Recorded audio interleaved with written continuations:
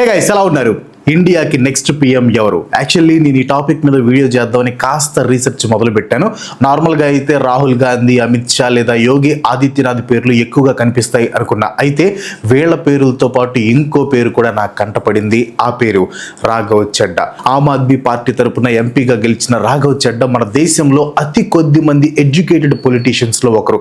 Youth politics లోకి రావాలి, వస్తేనే దేశానికి మంచి జరుగుతుంది అని అంటూ ఉంటారు. రాఘవ్ చెడ్డా గురించి వింటే అది 100% రైట్ అని మీరే అంటారు. అయితే ఈ వీడియోలో రాఘవ్ చెడ్డా నెక్స్ట్ పిఎం అవుతాడా లేదా అనేది మనం డిస్కస్ చేయట్లేదు. జస్ట్ 37 సంవత్సరాల వయసులోనే పిఎం అవుతాడా లేదా అనే డిబేట్ ని క్రియేట్ చేసేలాగా రాఘవ్ ఏం చేశాడో ఈ రోజు వీడియోలో మనం తెలుసుకుందాం. రాజకీయాలంటే వయసు మీద పడిన వాళ్ళకి మాత్రమే అని అనుకున్న ఈ రోజుల్లో one of the youngest PM అయ్యాడు Raghav Chadha. Of course Raghav career direct గా పాలిటిక్స్ తో మొదలవలేదు. At first he was into accounts. 1988 November 11న పుట్టిన రాఘవ్ స్కూల్ ఎడ్యుకేషన్ న్యూఢిల్లీలోని మోడర్న్ స్కూల్లో జరిగిందనమాట. ఆ తర్వాత యూనివర్సిటీ ఆఫ్ ఢిల్లీ నుంచి గ్రాడ్యుయేషన్ పూర్తి చేసి institute of chartered accountants of India నుంచి చార్టెడ్ అకౌంటెన్సీని పూర్తి చేశాడు అనమాట. ఆ తర్వాత డెలాయిట్ ఇంకా గ్రాంట్ థ్రాంటన్ లాంటి అకౌంటెన్సీ ఫర్మ్స్ లో పనిచేశాడు.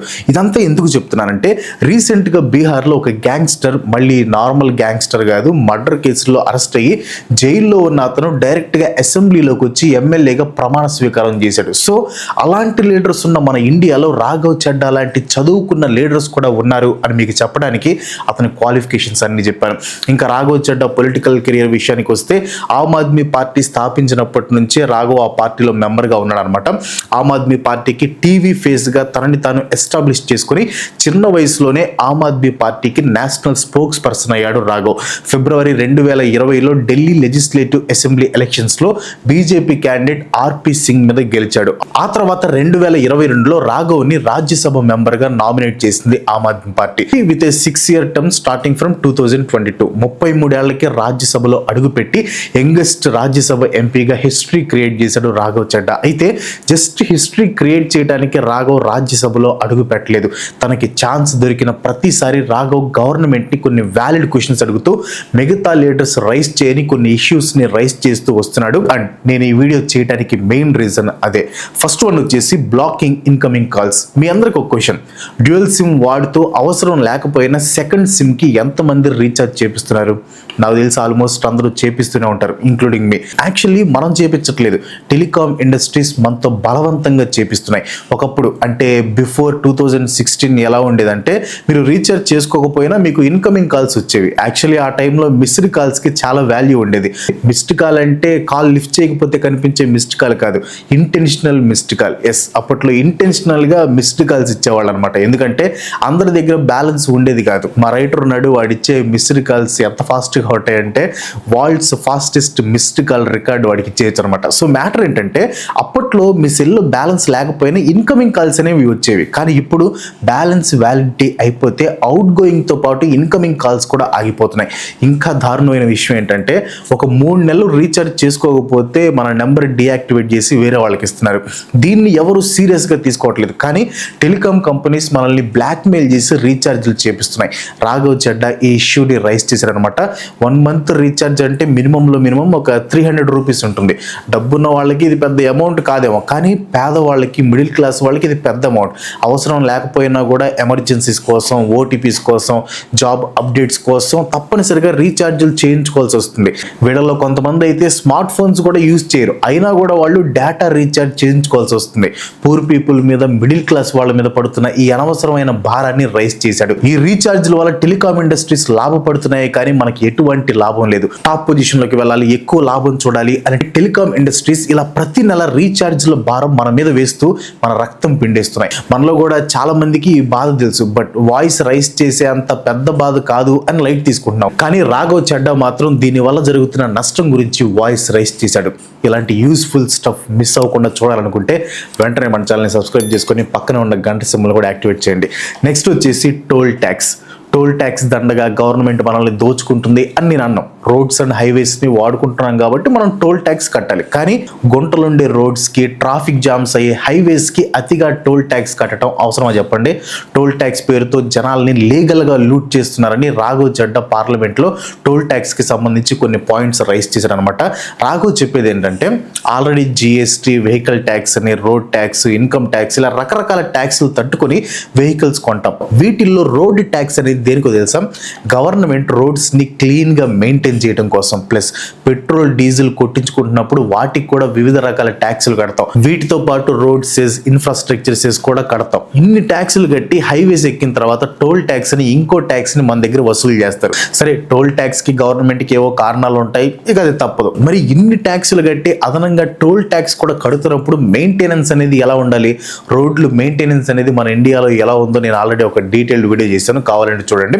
సో ఇన్ని ట్యాక్స్లు కట్టినా కూడా వరస్ట్ రోడ్స్, ఇంకా హైవేస్ మీద ప్రయాణం చేస్తూ ఎప్పుడు ఏమవుతుందో తెలియని సిచ్యువేషన్ లో ఉంటున్నాం. కాసేపు రోడ్లు ఎలా ఉన్నాయో పక్కన పెడదాం, ఈ టోల్ ట్యాక్స్లు కట్టించుకుంటున్నారు కదా, దీనికి కూడా సరైన న్యాయం చేయరు. ఇంత టోల్ ట్యాక్స్లు కట్టి టోల్ ట్రాఫిక్ జామ్ లో ఇరుక్కుపోవాల్సిన పరిస్థితి ఈ రోజున మన ఇండియాలో ఉంది. నమ్ముతారో లేదో, టోల్ దగ్గర అయ్యే ట్రాఫిక్ జాముల వల్ల జనాలు వెయిట్ చేయడం చేస్తారు కదా, ఆ వెయిట్ చేసే వాళ్ళ దయతో కొంతమంది ఫుడ్ బిజినెస్లు కూడా బాగా రన్ అవుతున్నాయి. అంటే అంతంతసేపు టోల్ గేట్స్ దగ్గర జనాలు వెయిట్ చేయాల్సి వస్తుంది. హైవేస్ అనేవి ఈజీ కనెక్టివిటీ, మొబిలిటీ కోసం కట్టినవి, కానీ టోల్ గేట్స్ దగ్గర అయ్యే డిలేస్ వల్ల హైవేస్ కి, నార్మల్ రోడ్స్ కి తేడా లేకుండా పోతుంది. టోల్ గేట్స్ మెయింటెనెన్స్ లేకపోవడం వల్ల జనాల వెహికల్స్ లో ఫ్యూయల్ వేస్ట్, ఎంతో ఇంపార్టెంట్ అయినా టైం వేస్ట్ అవుతుంది. ఎంతో మంది బిజినెస్ ఆపర్చునిటీస్ కోసం, ఎగ్జామ్స్ కోసం, జాబ్ ఇంటర్వ్యూస్ కోసం, మెడికల్ ట్రీట్మెంట్స్ కోసం వెళ్తూ ఈ టోల్స్ దగ్గర స్ట్రక్ అయిపోతూ ఉంటారని రాఘవ్ చడ్డా పాయింట్అవుట్ చేశారనమాట. టోల్ ట్యాక్స్ గురించి ఇష్యూ రైజ్ చేయడమే కాదు, టోల్స్ విషయంలో జనాలకి లాభం వచ్చేలాగా రాఘవ్ ఒక ప్రపోజల్ కూడా చేశారు. అదే 5 minute రూల్ ప్రపోజల్. ఇది ఒక ప్రాక్టికల్ రూల్. టోల్ గేట్స్ దగ్గర 5 minutes కంటే ఎక్కువ వెయిట్ చేయాల్సి వస్తే ఎటువంటి ఫీజు అనేది తీసుకోకుండా వెహికల్స్ ని గేట్స్ పాస్ అయ్యేలాగా అలౌ చేయాలి. యాక్చువల్లీ ఇలాంటి ఇన్సిడెంట్స్ ఒకటి రీసెంట్ గా జరిగింది. ఫిబ్రవరి 3న ముంబై పుణే హైవే మీద గ్యాస్ ట్యాంకర్ యాక్సిడెంట్ అవడంతో ట్రాఫిక్ జామ్ అయిపోయి దాదాపు 1 lakh మోటరిస్టులు 33 గంటల పాటు హైవే మీద స్ట్రక్ అయిపోయారు అనమాట. So Maharashtra state road development corporation ఏం డిసైడ్ చేస్తుందంటే, ఆ 33 గంటల్లో ఆ హైవే మీద స్ట్రక్ అయి టోల్ గేట్ పే చేసిన అందరికీ మనీ రిటర్న్ చేయాలి అని డిసైడ్ అయింది. ఆల్మోస్ట్ 5.16 crores రిటర్న్ చేయబోతున్నారంట. యాక్చువల్లీ ఇలా మనీ రిటర్న్ చేయడం కంటే రాఘవ్ చడ్డా ప్రపోజ్ చేసిన 5 minute delay free toll gate ఎంట్రీని తీసుకొని వస్తే ఇంకా చాలా బాగుంటుంది. నెక్స్ట్ వచ్చేసి return unfair exam fee. Raghav Chadha raise చేసిన ఇష్యూస్లో ఇది చాలా యూనిక్, ఇంపార్టెంట్ అండ్ నా పర్సనల్ ఫేవరెట్ కూడా. ఇండియాలో కొన్ని కోట్ల మంది UPSC, SSC, railway recruitment, banking exams అని వివిధ రకాల కాంపిటేటివ్ ఎగ్జామ్స్కి ప్రిపేర్ అవుతున్నారు. అండ్ ఈ కాంపిటేటివ్ ఎగ్జామ్స్ కోసం వాళ్ళు కట్టే ఫీ రూపంలో గవర్నమెంట్కి 100 కోట్ల రెవెన్యూ వస్తుంది. Well and good. కానీ ఆ ఎగ్జామ్స్ క్యాన్సిల్ అయితే మన దగ్గర ఏ ఎగ్జామ్ ఎప్పుడు క్యాన్సిల్ అవుతుందో ఎవరికి తెలియదు. కొన్నిసార్లు పేపర్ లీక్స్ అంటారు, కొన్నిసార్లు అడ్మినిస్ట్రేటివ్ ఫెయిల్యూర్స్ అంటారు, ఇంకొన్నిసార్లు అయితే ఎగ్జామ్స్ కండక్ట్ చేసి రిజల్ట్స్ డిలే అయిపోయాయని మళ్ళీ ఎగ్జామ్స్ని కండక్ట్ చేస్తారు. ఇలా రీకండక్ట్ చేసే ఎగ్జామ్స్కి కూడా స్టూడెంట్స్ దగ్గర నుంచి ఫీ తీసుకుంటున్నారు. గవర్నమెంట్ చేసిన తప్పులకి స్టూడెంట్స్ ఎందుకు ఫీజు కట్టాలి?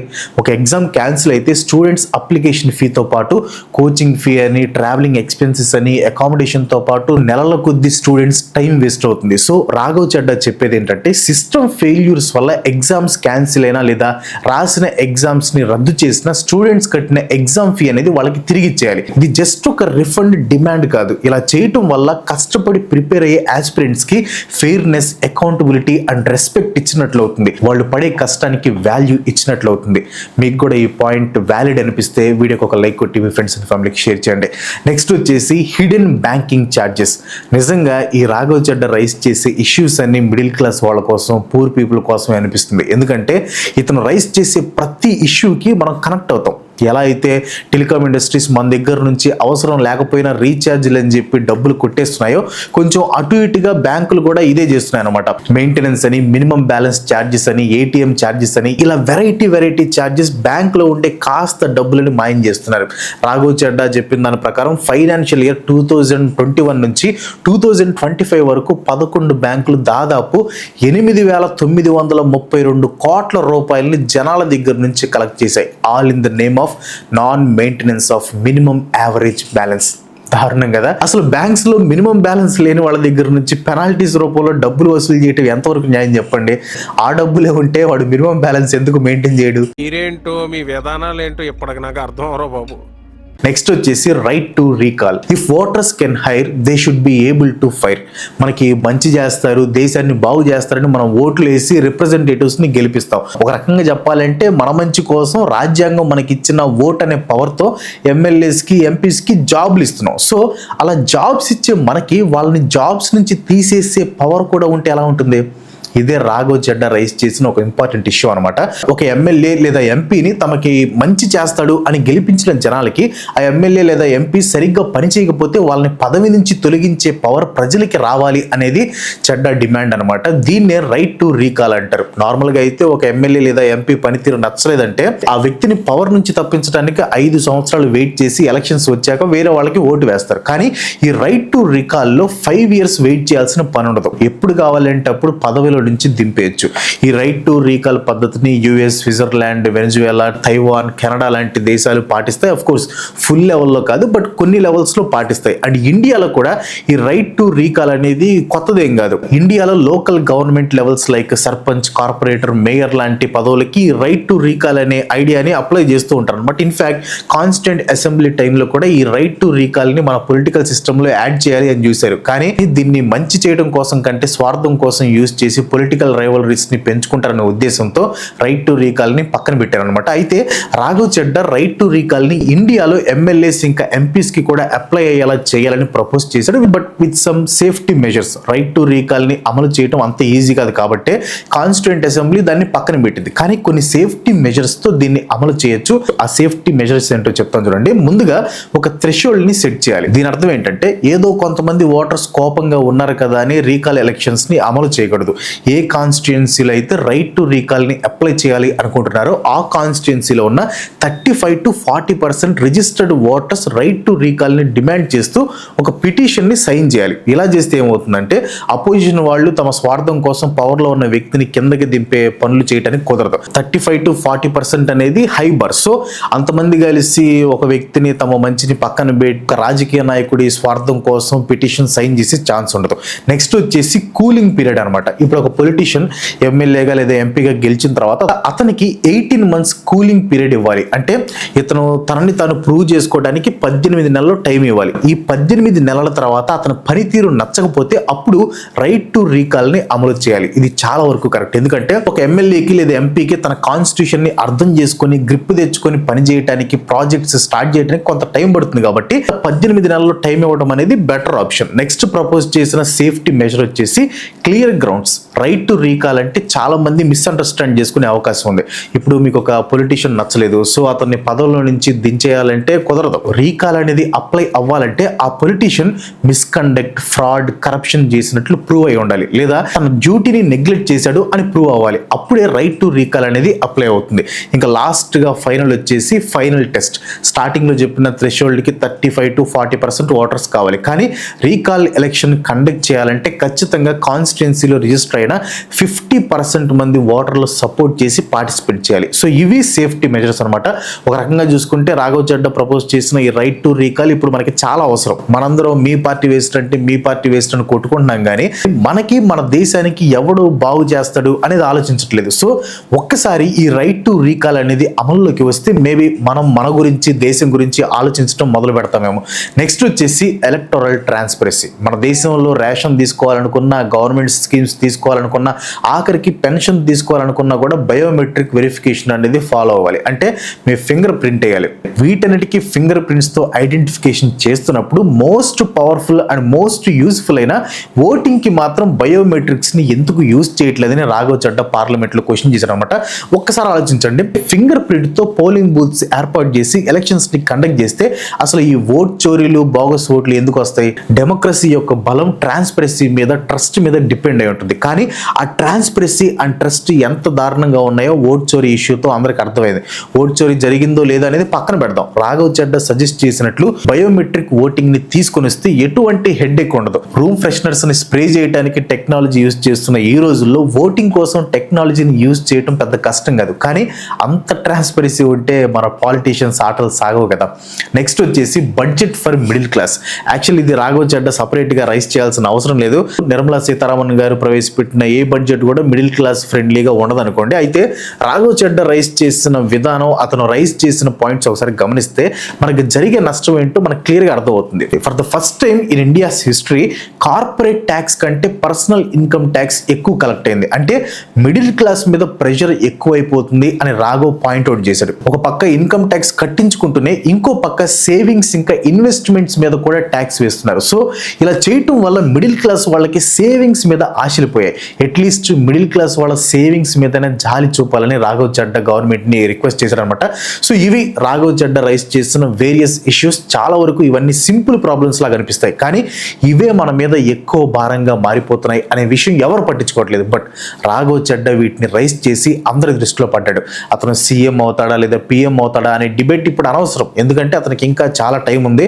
అతను చాలా ఎక్స్పీరియన్స్ తెచ్చుకోవాల్సి ఉంది. రాఘవ్ లాగా క్వశ్చన్ అడిగే పొలిటీషియన్స్ మనకి దొరకటం మంచి విషయం. రాఘవ్ రైస్ చేసే ఇష్యూస్ గవర్నమెంట్ ని క్రిటిసైజ్ చేయాలి అనేలాగా ఉండవు, ప్రజలకి మంచి జరగాలి అనేలాగా ఉంటాయి. సో రాఘవ్ ని చూసి మిగతా వాళ్ళు కూడా మన కోసం ఇష్యూస్ ని రైస్ చేయాలి అని కోరుకుందాం. నేను కూడా అలాంటి ఇష్యూస్ ని ఇక్కడ రైస్ చేస్తాను, బట్ దానికి మీ సపోర్ట్ ఖచ్చితంగా కావాలి. So please do subscribe and పక్కనే ఉన్న గంట సింబల్ని కూడా యాక్టివేట్ చేయండి. వీడియో చాలా ఇంపార్టెంట్ వీడియో కాబట్టి ఖచ్చితంగా లైక్ కొట్టి మీ ఫ్రెండ్స్ అండ్ ఫ్యామిలీకి తప్పకుండా షేర్ చేయండి. అండ్ మీరు ఏదైనా టాపిక్స్ మీద వీడియోస్ చేయాలి, నేను చేయాలి మీకు అనిపిస్తే, అంటే నా నుంచి వినాలి అని మీరు అనుకుంటే మన ఇన్స్టాగ్రామ్ పేజ్ ఉంది, క్రాంతి బ్లాగర్ అని ఉంటుంది. సో అక్కడ ఫాలో కొట్టేసి అక్కడ మీరు నాకు టాపిక్స్ని సజెస్ట్ చేయొచ్చు. సో వాటిని నేను ఇక్కడ వీడియోస్ రూపంలో చేస్తాను. సో అది విషయం. ఇంకో మంచి ఎపిసోడ్తో మళ్ళీ కలుసుకుందాం. అంతవరకు సెలవు. Bye bye.